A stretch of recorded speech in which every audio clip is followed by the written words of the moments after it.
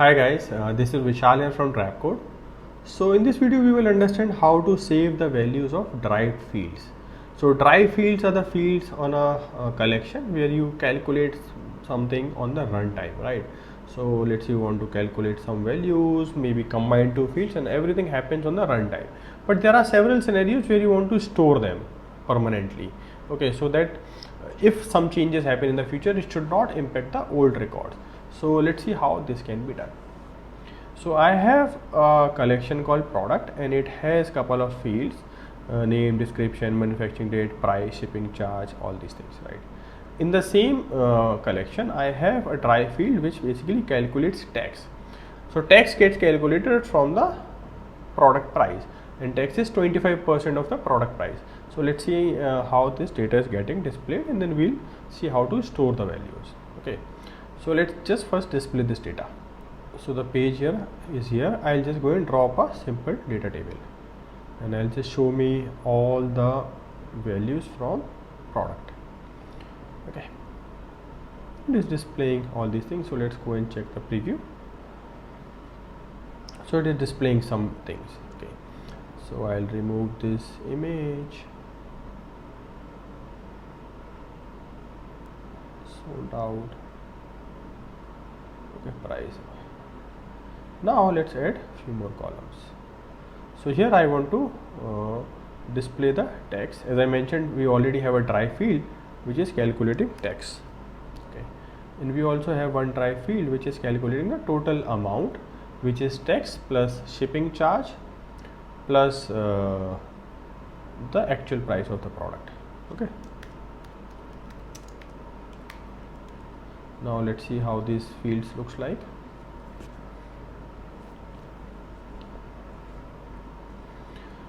So tax is 25% of the actual price, so it's 250, 62.5 is the actual price, and this is the total price, which is tax plus shipping charge plus price. Now these fields are coming, these two tax and total price are coming from drive field, right?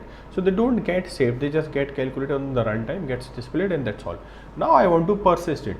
The reason why I want to save it, so let's say tomorrow the tax price changes from 25% to 30% or 20%. So it will get change across all the products, right? Which I don't want. I want only it to get reflected in the new product. So it's better to save those values. Now how do I save it? Because in my product I don't have all these things. So let's go back to the collection. Okay, product data. So as of now there is no field for tax and total price. So let's go and create two fields. So I'll say a number which is tax.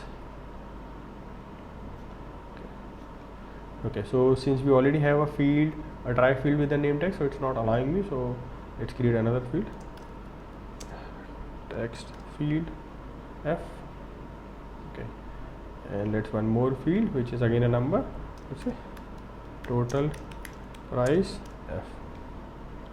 Okay, so now we have these two fields which we don't want explicitly to get from users. We only want them to get calculated and stored in the database without us doing anything explicitly. So let's see how that can be done.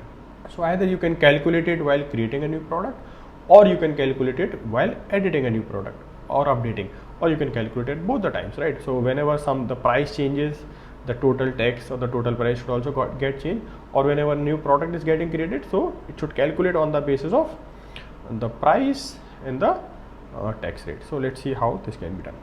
So I'll go back to my page and let's create a form. So let's create a product form. So I'll drop a section, a two section layout, and let's drop a collection form.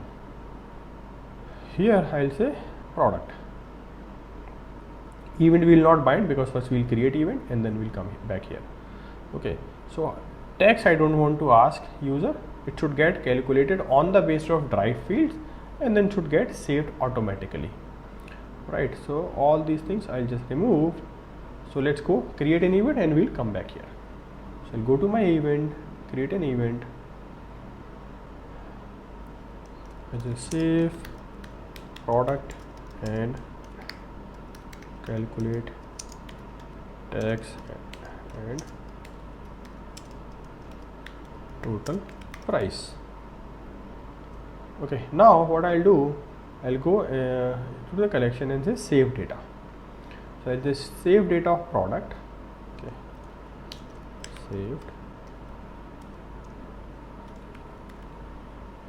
Now after the data is saved, I want to run the logic to execute the dry fields, calculate whatever the value is coming and then save it. So for that we'll go to the collection and go to update collection field, right? So this is thing what we use, right? So I'll say choose from product collection UID, and you see these values here. We will actually define that, okay, how we want to save the data of the dry fields. So I'll choose the field that save the data in text. Here in the event I'll choose dry field, right? Because I want to say that in the text field, whatever it is coming from the text, which is a dry field, save the value. Same thing we'll do for total price. I'll say in the total price, take the dry field which is total price and save the value in total price F. So what it will do, it will basically call this dry field, do the computation, whatever is the output, it will get stored in text F field, and I just save this. Okay, and maybe after that I'll just refresh the table.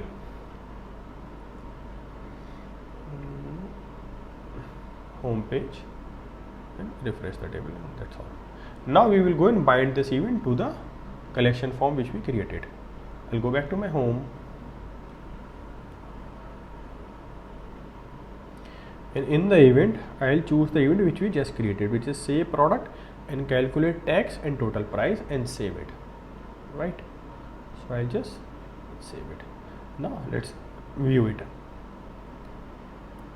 Now here if you see, we are not taking the tax and the total price. It should get calculated automatically. Its product name is PR11. Okay, PR11. Manufacturing date, some date. Image will leave as blank. Price, let's say 500. Shipping charges 50. Okay, so 550. As soon as I save this, it will save these values, calculate the values of the dry field, and then save that also. So I'll click submit. It has saved and it has reloaded the table. Okay, so the PR11 is here. Okay, so price is this, this is which is getting calculated from the dry field, but it is not the stored value. Stored values are different. Okay, so let's go back to the collection.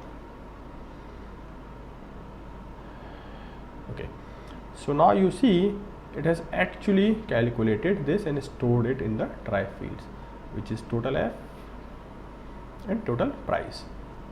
These are the saved values. If I go and edit it, if you see, these were the values which are coming here, which I have not given while filling the form. So these got calculated from the dry fields and get stored in this field. So this way you can actually run any sort of computation in the dry fields, and if you want to store those values, persist those values, you can create new fields in the collection and give the instruction in the event that whenever this object or new record is getting saved or created, calculate the values from the dry field and store it. So this way, tomorrow if the tax percentage changes or shipping charge changes for new products, so the dry field will start calculating the new thing, but for all the products where these values are saved will remain persisted. So this is much useful where you don't want your old records to get impacted from the change in the calculation at the later stages. Hope this is useful. We'll keep creating much more educational videos. Thanks for watching. Bye bye.